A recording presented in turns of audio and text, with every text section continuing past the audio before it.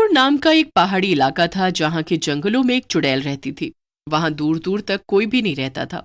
वो चुड़ैल उन पहाड़ों में कई सालों से रह रही थी, मगर एक दिन वहां पर कुछ लोग आते हैं और वो आपस में बात कर रहे थे। देखिए सर, ये इलाका बिल्कुल ठीक है हमारा नया होटल बनाने के लिए। यहाँ आसपास कोई नहीं रहता है और हम आराम से यहाँ पत्थर तोड़ के काम शुरू कर सकते हैं। तुम सही कह रहे हो। एक बार यहाँ पे हमारा अच्छा होटल बन के तैयार हो गया तो यहाँ पे घूमने फिरने के लिए बहुत लोग आने लगेंगे और हमें बहुत ज्यादा फायदा भी होगा। चुड़ैल भी एक पेड़ के ऊपर बैठकर उनकी सारी बातें सुन रही थी। ओह, तो ये मेरा घर बर्बाद करके यहाँ पर होटल बनाएंगे और फिर लोगों को यहाँ घुमाएंगे।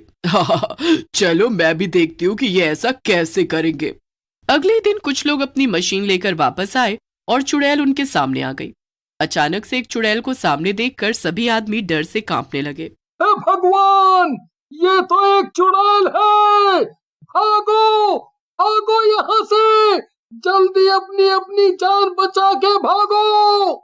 एक आदमी तो फौरन डर के मारे वहां से भाग जाता है, लेकिन कुछ आदमी वहीं रुकते हैं। अरे ओ डरपोको, भागना बंद करो, हमें इसका सामना करना पड़ेगा। याद नहीं है हमें कितना पैसा मिल रहा है इस काम के लिए? अगर हम यहाँ से भाग गए तो हमारा बहुत नुकसान हो जाएगा। आजा आजा, आके मेरा सामना कर। मैं भी देखती हूँ कि तुझ में कितना दम है। यहाँ से भाग जाता तो बस तेरा पैसे का नुकसान होता, लेकिन यहाँ रुककर तूने अपनी जान को ही खतरे में डाल दिया है। वो आदमी चुड़ैल की तरफ बढ़ता है और चुड़ैल उसे एक झटके में उठाकर पहाड़ से नीचे फेंक देती है। बाकी के आदमी भी बचकर भागने की कोशिश करते हैं, मगर चुड़ैल उन सबको मारकर वहीं पेड़ पर लटका देती है। दूसरी तरफ जो आदमी सबसे पहले भागा था, वो जाकर अपने मालिक को सब बताता है। उसके मालिक का नाम था पूरब। ये सब क्या बक रहे हो तुम? चलो मैं चलकर देखता हूँ कि कौन सी चुड़ैल है जिसने तुम्हें काम करने से रोका है। तुम सब निकम्मे और कामचोर लोग हो। तुम बिना काम किए पैसा कमाना चाहते हो, बस, और कुछ नहीं। पूरब को चुड़ैल की बात पर बिल्कुल भरोसा नहीं था, इसलिए फिर पूरब खुद अपने आदमियों के साथ जाता है और देखता है कि वाकई में एक चुड़ैल ने उसके बाकी आदमियों को मारकर पेड़ से लटका दिया था। मामला तो काफी गंभीर मालूम होता है। लगता है कि मैं इस चुड़ैल के इलाके में अपना होटल नहीं बना पाऊंगा। इसने इन लोगों का कितना बुरा हाल कर दिया है। अगर मैं भी यहाँ पर रुका तो ये मेरा भी यही हाल करेगी। नहीं नहीं, मुझे अपनी जान बहुत प्यारी है। पूरब की एक बहुत अच्छी दोस्त थी जिसका नाम था मेघना। वो पूरब के साथ ही आई हुई थी। वो काफी शातिर थी। सारी बातें सुनने के बाद उसने पूरब से कहा, अरे तुम इतना परेशान क्यों हो रहे हो? देखो, वो चुड़ैल अपने जानते हुए हमें होटल बनाने नहीं देगी, लेकिन हम उससे छुपकर तो होटल बना ही सकते हैं अपना। देखो, मैंने आसपास के लोगों से पता किया है, चुड़ैल सारे पहाड़ी जंगलों में नहीं घूमती है, बल्कि वो बस पहाड़ के बीचों बीच ही रहती है। अगर हम अपना होटल पहाड़ के किनारे पर बनाएंगे तो उसे पता भी नहीं चलेगा और हमारा होटल आराम से चलता रहेगा। और एक बार होटल बनकर खड़ा हो जाएगा तो फिर वो क्या ही कर पाएगी। वाह मेघना, तुम कितनी समझदार हो। तुम ना होती तो पता नहीं मैं इस परेशानी से कैसे बाहर निकलता। हाँ, अब मैं ऐसा ही करूंगा। इसके बाद पूरब चोरी छुपे होटल का काम शुरू करवा देता है। 1 महीने के अंदर अंदर सारा होटल बनकर तैयार हो जाता है और चुड़ैल को कानो कान खबर भी नहीं होती। एक दिन की बात है, जब चुड़ैल पहाड़ों में घूमने निकली थी। वो आसपास के जंगलों में सैर कर रही थी, तभी उसे भूख लगाती है। ओह, आज तो मेरे इलाके में कोई जानवर नहीं आ रहा है। अब मैं क्या खाऊं? लगता है कि मुझे थोड़ा दूर जाना पड़ेगा, तभी कोई जानवर मिलेगा। इतना बोलकर चुड़ैल शिकार पर चल पड़ती है, वो भी जंगल के बाहरी हिस्से में। वो कुछ दूरी पहुंची थी कि तभी वहां उसे एक इंसान नजर आता है। अरे वाह, क्या बात है, यहाँ तो एक इंसान घूम रहा है। चलो आज मेन्यू में कुछ अलग मिलेगा मुझे। चुड़ैल उस इंसान पर झपट पड़ती है और उसे खा लेती है। इसके बाद चुड़ैल वापस अपने इलाके में चली जाती है। उस दिन तो चुड़ैल ज्यादा कुछ नहीं सोचती है, लेकिन कुछ दिन बाद उसे दोबारा से एक इंसान नजर आता है। ये क्या, फिर से एक इंसान यहाँ आ रहा है? क्या बात है, अचानक से यहाँ लोग आ रहे हैं। अभी इससे पूछ चुड़ैल उस इंसान के सामने आ जाती है और उसे पकड़कर उससे पूछती है, कौन है तू और यहाँ क्या करने आया है? लेकिन वो इंसान चुड़ैल को देखकर इतना डर जाता है कि तुरंत बेहोश हो जाता है। चुड़ैल फिर ज्यादा कुछ सोचे समझे बिना उसे भी खा जाती है। ये तो बिना बताए ही मर गया। खैर मुझे क्या करना, मेरा तो नाश्ता हो गया। इसके बाद चुड़ैल वापस अपने इलाके में चली जाती है और उधर दूसरी तरफ पूरब को पता चलता है कि होटल के 2 टूरिस्ट गायब हैं और उनकी सिर्फ कुछ हड्डियां ही मिली हैं। ये सुनकर पूरब को बहुत फिक्र होने लगती है। वो मेघना से कहता है, कहीं ऐसा तो नहीं कि उस चुड़ैल को पता चल गया है कि हमने यहाँ होटल बना लिया है और उसने इसीलिए हमारे गेस्ट्स को मार दिया? अरे नहीं पूरब, तुम ज्यादा सोच रहे हो। तुम बस एक काम करो, सारे टूरिस्ट को ये नोटिस दे दो कि उनका जंगल में जाना मना है। कुछ भी हो जाए कोई जंगल में नहीं जाएगा, और खबर फैला दो कि वहाँ एक खतरनाक चुड़ैल है। इसके बाद लोग खुद ही डर के मारे वहां नहीं जाएंगे। वाह मेघना, ये तो तुमने बहुत अच्छा आइडिया दिया है। ठीक है, मैं ऐसा ही करूंगा। फिर पूरब सभी टूरिस्ट को ये नोटिस दे देता है। नोटिस मिलने के बाद लोगों ने पहाड़ों के जंगल की तरफ जाना बंद भी कर दिया। लेकिन होटल में कॉलेज के 2 लड़के भी आए हुए थे। वो आपस में बात करते हैं। सुनो तुम लोगों ने, होटल के सभी लोग कह रहे हैं कि जंगल में एक चुड़ैल है और वहाँ जाना मना है। हाँ भाई हाँ, सुना मैंने। क्या बकवास है।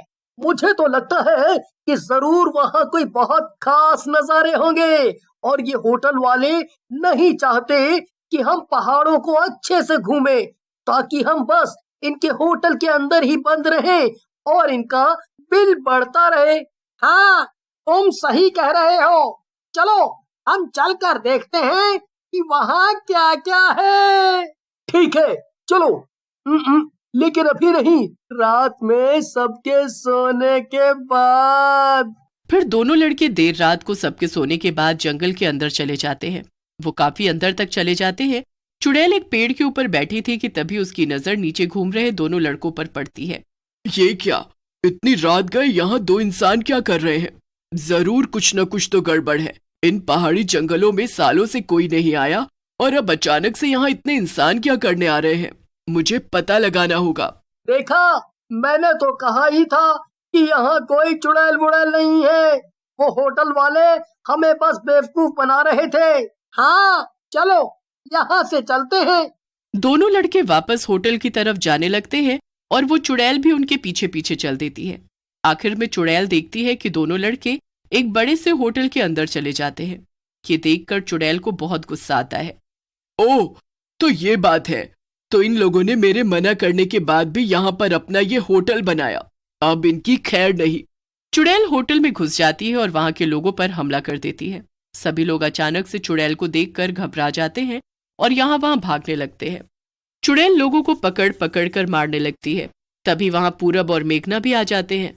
दोनों चुड़ैल को देखकर घबरा जाते हैं। अरे भगवान, ये चुड़ैल यहाँ कैसे आ गई? अरे जल्दी भागो यहाँ से, वरना हमारी खैर नहीं। दोनों भागने लगते हैं, लेकिन तभी पूरब का पैर फिसल जाता है और वो वहीं पर गिर जाता है। मेघना, मुझे बचाओ मेघना, मेरे लिए रुको। अरे नहीं, मैं तुम्हारे लिए नहीं रुक सकती हूँ, वरना वो चुड़ैल मुझे भी मार देगी। मेघना वहां से अपनी जान बचाकर भागती है और पूरब को अकेले अपने लालच का फल भुगतना पड़ता है। चुड़ैल पूरब को देख लेती है। तो तू ही है ना वो जिसने यहाँ पर होटल बनाया है? मैंने मना किया था लेकिन तब भी तू नहीं माना। पूरब अपनी जान के लिए गिड़गिड़ाता है, लेकिन चुड़ैल उसकी एक नहीं सुनती है और उसे मार देती है। चुड़ैल देखती है कि मेघना वहां से बचकर भाग रही थी। चुड़ैल उसका पीछा करने लगती है। अरे नहीं नहीं, ये चुड़ैल मेरे पीछे पीछे क्यों आ रही है? हे भगवान, मुझे बचाओ। कहाँ भाग रही है तू? मुझे पता है कि तू भी इस सब में शामिल थी। तुझे क्या लगता है तू ऐसे ही बच के भाग जाएगी? चुड़ैल इतना कहकर मेघना को हवा में नचा देती है और फिर पहाड़ों से नीचे फेंक देती है।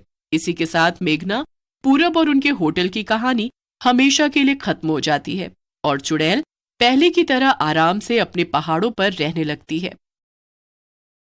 सहारनपुर नाम का एक गांव था। वहां के लोग बहुत गरीब थे और गर्मी की वजह से वहां का तापमान भी बहुत था, जिसकी वजह से लोग बहुत बीमार पड़ रहे थे। घर के पंखे की हवा भी उस गर्मी का समाधान नहीं कर पा रही थी। वहां के लोग गर्मी से बहुत परेशान थे, क्योंकि वो गरीब होने की वजह से कोई कूलर भी नहीं खरीद सकते थे। सिर्फ गांव के जमींदार के घर में एक कूलर है। जमींदार के बेटे सौरभ को गांव वालों से बहुत ही लगाव था। वो अपने गांव वालों के लिए कुछ करना चाहता था। एक दिन जमींदार और उनका बेटा सौरभ आपस में गांव के बारे में बात कर रहे थे। सौरभ, तुम देख रहे हो कैसे ये गर्मी हमारे गांव वालों को खा रही है। गांव वालों की वजह से खेती पर भी बहुत फर्क पड़ रहा है। फसल आना कम हो गई है। हाँ पापा, गांव वाले गर्मी की वजह से बहुत ही परेशान हैं। गर्मी से गांव वालों को बीमारियां भी हो रही हैं। ये सब ग्लोबल वार्मिंग की वजह से है। ग्लोबल वार्मिंग का तो मैं कुछ कर नहीं सकता, लेकिन अगर ऐसा ही चलता रहा तो उनके लिए इस गांव में रहना ही बहुत मुश्किल हो जाएगा। मुझे इन लोगों के लिए कुछ ना कुछ तो करना पड़ेगा। देखो बेटा, मैं चाहता हूँ कि तुम बहुत पढ़ो और इस गांव के लिए कुछ करो ताकि सब इस समस्या से निकल पाए। आप चिंता ना करें पापा, आप और गांव वाले जैसा चाहते हैं वैसा ही होगा। सौरभ कुछ सालों बाद अपनी पढ़ाई शहर से पूरी करके आ जाता है। पापा, अब मैं एक बिजनेस खड़ा करना चाहता हूँ। बेटा, बिजनेस खड़ा करने में कोई बुराई तो नहीं है, लेकिन तुम ये तो बताओ कि बिजनेस किस चीज का करना चाहते हो? पापा, मैं कूलर का बिजनेस शुरू करना चाहता हूँ। बहुत बहुत बढ़िया सुझाव है ये बेटा। तुमने बढ़िया सोचा है इस बारे में। मैं तो कहता हूँ बिजनेस शुरू करने की तैयारी तुम कल से ही क्यों नहीं शुरू कर देते? जी पापा, मैं कल से ही सब तैयारी शुरू कर देता हूँ। सौरभ अपना कूलर का बिजनेस शुरू कर देता है। सौरभ की कूलर बनाने वाली फैक्ट्री गांव में ही होती है। वो अपने बिजनेस से मैन्युफैक्चर किए हुए कूलर को गांव वालों को बहुत ही सस्ते दामों में बेचता था, जिससे गांव वालों को बहुत मदद होती थी। सभी गांव वाले सौरभ के इस काम से बहुत खुश थे और उसकी इज्जत करने लगे थे। गांव के सभी लोग सौरभ के कूलर के बिजनेस से बहुत खुश थे, लेकिन एक इंसान था गांव में जो सौरभ की तरक्की और इज्जत से जलकर भुन गया था। वो था सौरभ के बचपन का दोस्त निशांत। निशांत और सौरभ बचपन से ही बहुत अच्छे दोस्त थे। हालांकि निशांत गांव के किसान का ही बेटा था, पर सौरभ इन सब में कोई फर्क नहीं करता था। लेकिन जैसे जैसे सौरभ तरक्की के आसमान को छूता गया, तब तब निशांत की दोस्ती उसके लिए जलन में बदलने लगी। बहुत ही इज्जत मिल रही है इस सौरभ को। बहुत ही हवा में उछल रहा है ये। मुझे पीछे छोड़कर कैसे बड़ा बिजनेस खोल लिया है इसने। कोई बात नहीं, अब मैं इसे बताऊंगा कि तरक्की क्या होती है। जब फैक्ट्री में कोई आदमी नहीं होता तो निशांत मौका देखकर फैक्ट्री में आग लगा देता है। बदकिस्मती से सौरभ उसी फैक्ट्री में होता है और फैक्ट्री के साथ वो भी जलकर मर जाता है। फैक्ट्री जलने के बाद बिल्कुल बर्बाद हो जाती है। जब फैक्ट्री में आग लगने के बाद जमींदार और बाकी गांव वालों को पता चलती है तो सब बहुत शोक मनाते हैं। कुछ दिनों बाद निशांत भी कूलर की फैक्ट्री खोल लेता है। गांव वाले निशांत की फैक्ट्री खोलने पर बात करते हैं। अरे बेटा, तुमने भी कूलर की फैक्ट्री खोल ली? हाँ जी चाचा जी, देखना मैं सौरभ से ज्यादा अच्छे कूलर बनाऊंगा। ऐसा कूलर बनाऊंगा कि एसी और कूलर में कोई फर्क ही नजर नहीं आएगा।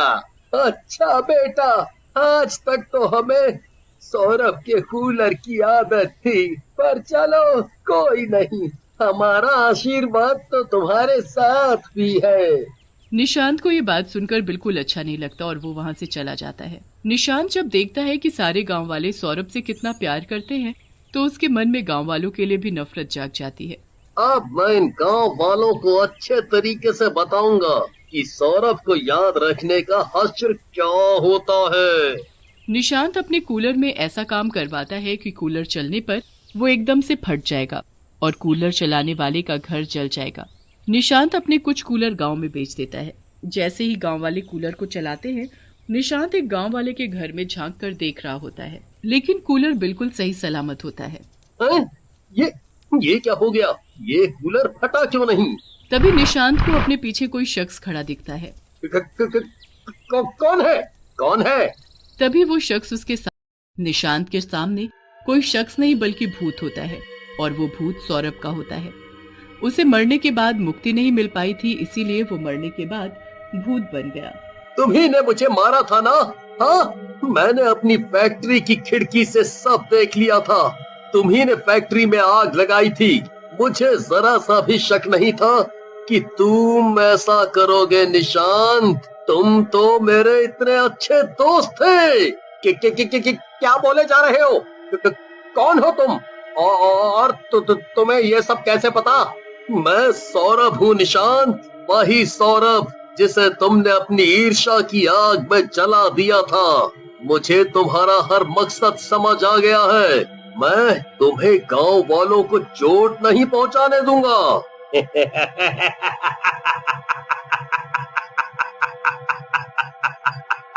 तुम बचाओगे गांव वालों को? ऐसा क्या कर लोगे तुम गांव वालों को बचाने के लिए? आज पूरा गांव मुझ पर उतना ही विश्वास करता है जितना पहले तुम पर किया करता था। तुम कुछ नहीं कर सकते हो।